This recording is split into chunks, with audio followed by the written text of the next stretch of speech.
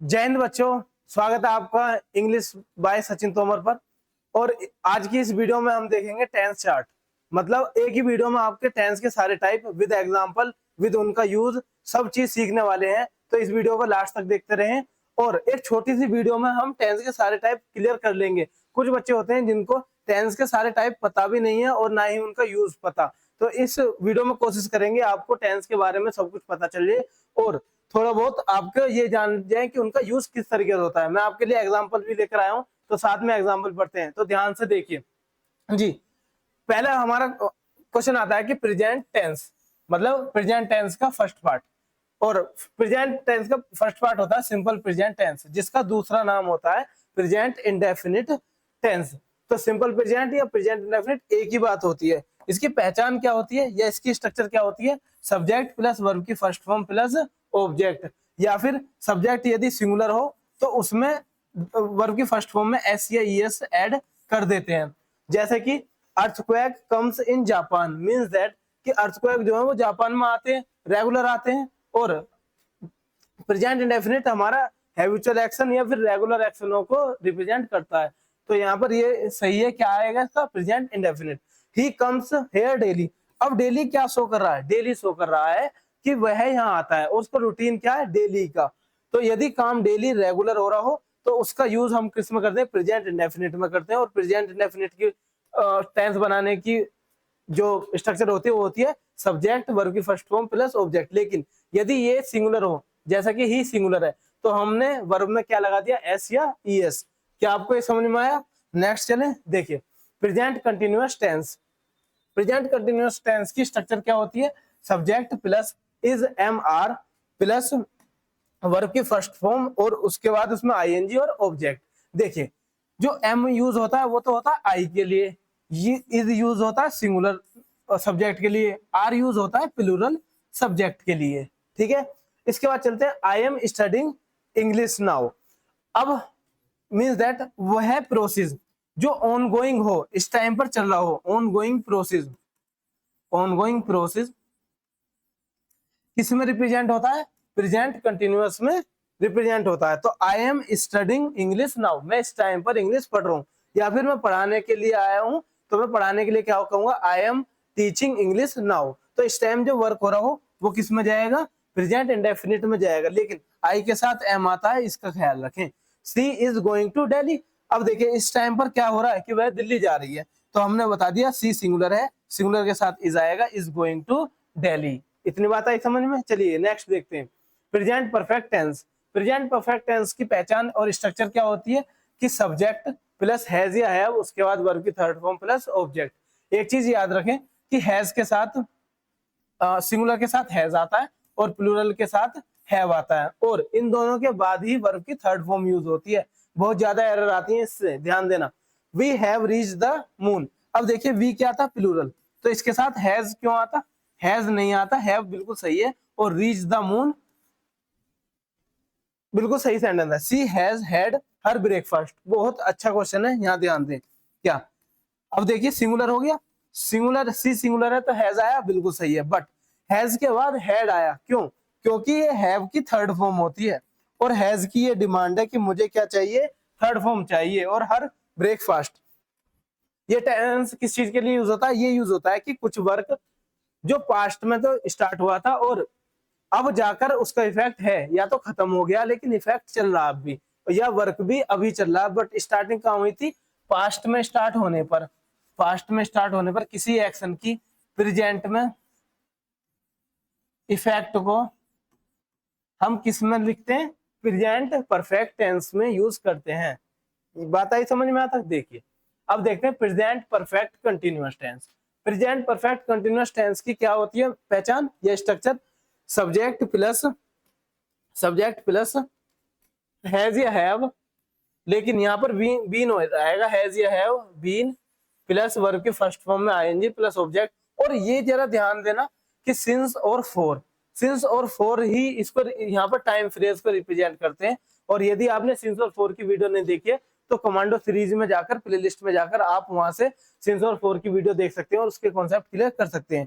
तो देखिए she has been living in Mumbai for 5 years, बिल्कुल सही बात है। और किसमें यूज हुआ, प्रेजेंट परफेक्ट टेंस में। आई हैव, आई के साथ हमेशा हैव का यूज होता है।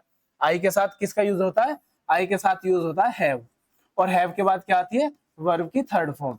तो यहाँ पर क्या है, I have been teaching you since morning, मैं तुम्हें सुबह से पढ़ा रहा हूँ, आप ही पढ़ने को तैयार नहीं हो। चलिए अब नेक्स्ट देखते हैं, नेक्स्ट टेंस होता है पास्ट।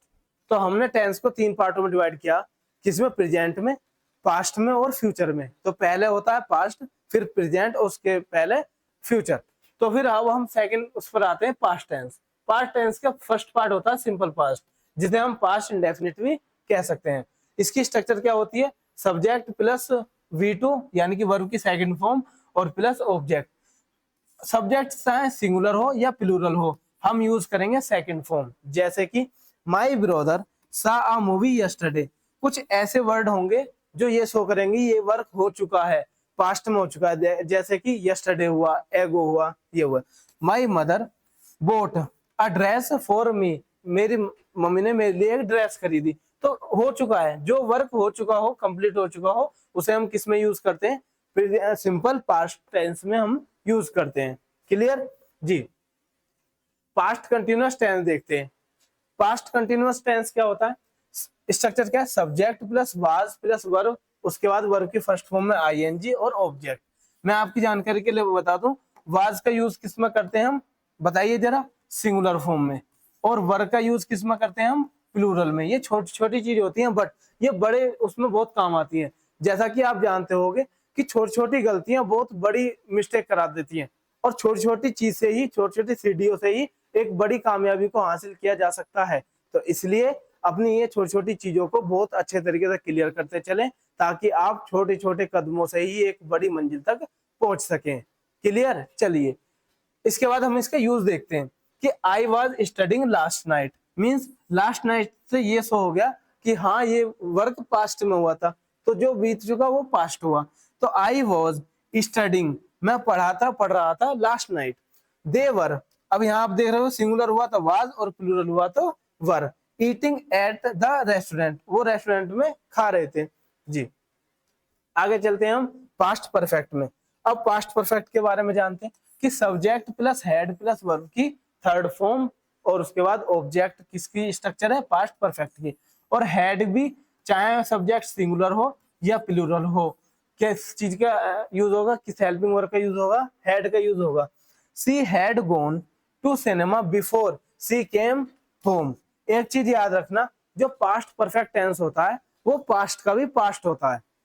एक काम पास्ट में हुआ हो और उसका भी पास्ट में वर्क हुआ हो, तो जो पास्ट का भी पास्ट होता है वो पास्ट परफेक्ट होता है, और जो पास्ट में क्या हो वो पास्ट इंडेफिनिट होता है। तो यही वो एक कॉम्बिनेशन है कि स्टार्टिंग किससे थी, कि पास्ट परफेक्ट से, और उससे भी पहले काम हुआ था, उसके बाद क्या काम हुआ, सी केम होम, उसके आने का काम हुआ। She had seen the Taj Mahal before today, वह देख चुकी थी। ठीक है जी। चलिए past perfect continuous tense. Past perfect continuous tense का क्या स्ट्रक्चर है, subject plus had been plus verb की फर्स्ट फॉर्म में आईएनजी प्लस ऑब्जेक्ट, और उसके बाद सिंस और फॉर। देखिए जी, we had been playing video games for 5 hours, means that कि वो हम 5 घंटे से वीडियो गेम खेलते रहे थे। तो ये पास्ट परफेक्ट कंटिन्यूअस हो गया। I had been helping him to do task before I started the programme. तो ये किसकी पहचान हुई, पास्ट परफेक्ट कंटिन्यूअस टेंस की पहचान हुई। अब हम आगे चलते हैं फ्यूचर पर। तो ये है हमारा लास्ट टेंस। लास्ट टेंस क्या, फ्यूचर टेंस। फ्यूचर टेंस में फिर से फर्स्ट पार्ट क्या होएगा, सिंपल फ्यूचर। और सिंपल फ्यूचर की पहचान क्या होती है, सब्जेक्ट प्लस विल शैल या और प्लस वर्ब की फर्स्ट फॉर्म और ऑब्जेक्ट। एक चीज ध्यान देना कि जो आई और वी होते हैं, आई और वी सब्जेक्ट हो तो हम यूज करेंगे शैल का, और अदर हो जैसे कि ही सी इट दे यू, उन सब के साथ क्या यूज होगा, विल का यूज होगा। और ये मॉडल वर्ब होती है, और मॉडल वर्ब के बाद हमेशा वर्ब की फर्स्ट फॉर्म आती है, ना आईएनजी आती, ना सेकंड आती, और ना ही थर्ड आती। तो इसका हम यूज देखते हैं। आई शैल राइट एन एसे। अब देखिए आई था, इसके साथ विल ना प्रीफर करके किसको प्रीफर करोगे, शैल को, राइट एन एसे। अब फ्यूचर की क्या बात होती है, जो काम अभी तक हुआ नहीं है, जो एक प्रिडिक्शन लगाई जा सकती है, जो एक इमेजिनेशन है जो सोची जा सकती है, उसको हम फ्यूचर में डालते हैं। और फ्यूचर इंडेफिनिट क्या हो गया, I shall write an essay, she will come to party. Done जी। एग्जाम्पल के साथ आप समझ रहे हो, और यदि आपको कुछ डाउट आए तो कमेंट बॉक्स में कह सकते हो, या फिर आप इन सब चीजों को नोट करते चले, आपको कॉन्सेप्ट क्लियर होगा। देखिए future continuous tense, future continuous tense की पहचान क्या होती है, स्ट्रक्चर क्या होती है, subject plus will shall plus be plus verb की फर्स्ट फॉर्म में आईएनजी, उसके बाद ऑब्जेक्ट। जब भी कंटिन्यूअस की बात आएगी तब वर्क ऑनगोइंग होगा, चाहे वो पास्ट का हो, चाहे प्रेजेंट का हो, चाहे फ्यूचर का हो। तो they will go, they will be going home, वह होम जा रहे होंगे। She will be watching a lot of videos. Clear जी। सेकंड चलते हैं हम, फ्यूचर परफेक्ट टेंस। आप बिल्कुल ध्यान से क्लास खत्म हो जाने के बाद एक दो बार क्लास देखना, और पीडीएफ चाहिए तो पीडीएफ आपको English by Sachin Tomar Telegram पर मिल जाएगी, उसका लिंक डिस्क्रिप्शन में है, आप देख सकते हो। Future perfect tense, future perfect tense क्या होता है, subject plus will shall plus have, और उसके बाद वर्ब की थर्ड फॉर्म और ऑब्जेक्ट। मैंने बताया था जहां भी हैव आएगा या हैड आएगा या हैज आएगा, उसके साथ वर्ब की थर्ड फॉर्म यूज होती है। और विल शैल के बाद हैव आता है, हैज अगर लगा मिले या फिर हैज यूज हो तो गलत होगा, वो ध्यान देना इस बात पर। सी विल हैव, अगर सी विल हैज में लिख देता तो वो गलत था, she will have studied hard during exam, और इसके बाद फर्स्ट फॉर्म लिख देता तो गलत था question. I will not have done, I will not have done all the work. Clear जी। नेक्स्ट चलते हैं फ्यूचर परफेक्ट कंटिन्यूअस टेंस पर। फ्यूचर परफेक्ट कंटिन्यूअस टेंस क्या कहता है कि सब्जेक्ट प्लस विल शैल, उसके बाद हैव बीन, और बीन के बाद वर्ब की फर्स्ट फॉर्म में आईएनजी और ऑब्जेक्ट, और इसके बाद सिंस और फॉर।